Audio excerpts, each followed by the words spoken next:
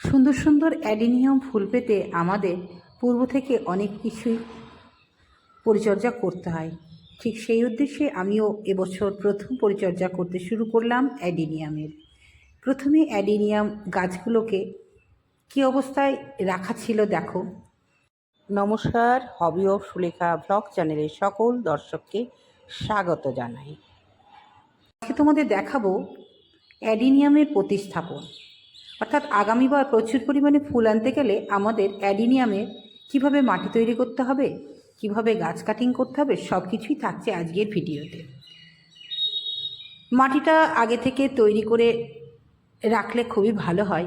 আমিও রেখেছিলাম বেশ কয়েকদিন। তো টব থেকে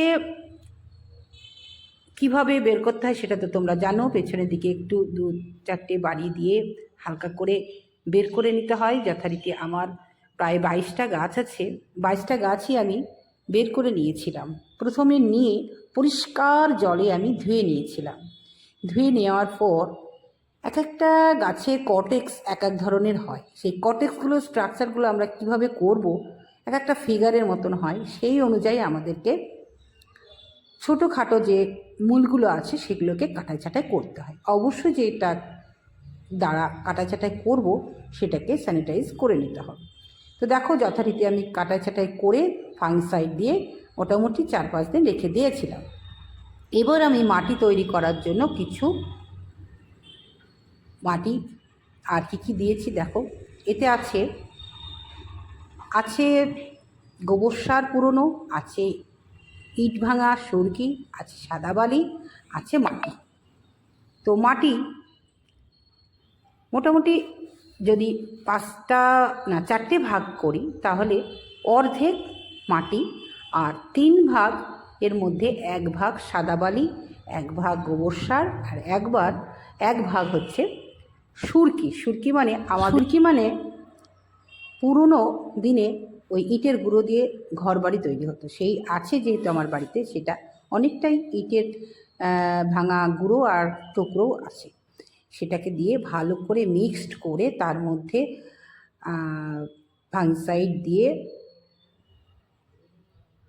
শিংকুচি, হাড় গুঁড়ো, পরিমাণ মতন যার যতটা মাটি আর সুপার ফসফেট দিয়ে মাখিয়ে রেখে দিয়েছিলাম প্রায় 7 দিন মতন। দেওয়ার পর প্রতিস্থাপন করেছি। এবার বলবো আমি কিভাবে প্রতিস্থাপন করেছি। প্রতিস্থাপনটা করতে গেলে অবশ্যই ফ্ল্যাট মানে থালার মতো যে টবগুলো হয় ওগুলো হলে ভালো হয়। যেহেতু এখানে পাওয়া যায় না, তাই আমি যথারীতি নতুন নতুন টব দেখো নিয়ে এসে প্রতিস্থাপন করেছি। প্রথমে টবে যেটা ছিদ্র আছে সেই ছিদ্রের মধ্যে টব ভাঙা দিতে হবে। দিয়ে যথারীতি তার আগে তো সব দেওয়া হয়ে গেছে, সার মাটির মধ্যে মিশানো আছে, মাটিটাকে ভালো করে মিশিয়ে নিতে হবে। নেওয়ার পর কিছুটা মাটি আগে দিয়ে দিতে হবে। কিছুটা মাটি দিয়ে দেওয়ার পর এবার কেউ যদি মনে করে নিচে মোটা বালি দেবে, দিতে পারো। আমার যেহেতু নেই বলে এবার দিতে পারলাম না, আর তাড়াহুড়া আছে আমার, মানে একটু বাইরে যাওয়ার ব্যাপার আছে, তাই আমি যেহেতু ইটের টুকরো টুকরো আছে তার জন্যই আমি বালি দিলাম না। যাই হোক, ডান দিয়ে গাছটাকে রেখে বাঁ হাত দিয়ে ধরে ডান হাত দিয়ে মাটিগুলো দিতে হবে। ঠিক একদম বাইরে দিয়ে যে মূল ছাড়াও কটেক্সটা আছে, কটেক্সটা ঢেকে দিলে হবে না। কটেক্সটাকে রেখেই কিন্তু আমাদের প্রতিস্থাপন করতে হবে, কারণ কটেক্স যদি মাটির নিচে থাকে তাহলে দেখতে ভালো লাগবে না বা জল জমে এটা নষ্ট হয়ে যেতে পারে। তাই দর্শক বন্ধু, কটেক্সটা অবশ্যই রেখে দিতে হবে। দিয়ে আমাদের এইভাবে এটাকে নিরাপদ জায়গা বলতে একদম পুরো শেডে রেখে দিতে হবে। শেডে না রাখলে কিন্তু নষ্ট হয়ে যাবে। শেডে বেশ কিছুদিন রেখে দিলে পরিমাণ মতন জল দিতে হবে।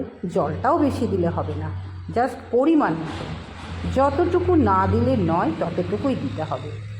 মাঝে মাঝে একটু করে ফাঙ্গিসাইডের জলীয় দ্রবণ এতে দিতে হবে। মোটামুটি যেহেতু ফাঙ্গিসাইড দেওয়া ছিল, তাই 15 দিন পর আবারও ফাঙ্গিসাইড মিশানো জল দিয়ে দিতে হবে। এই অবস্থায় আমরা রেখে দেবো। আর কাটিং ঠিক যতটা গাছ রাখবে ঠিক ততটাই কাটবে। একটা ডালে কাটলে অবশ্যই 2-3টে ডাল বেরোবে। যেখানে 4টে ডাল আছে সেই 4টে ডালকে আমি কেটেছি। তাহলে একদম গোড়া পচে কেটে দিলে হবে না, 3 ইঞ্চি মতন রাখতেই হবে।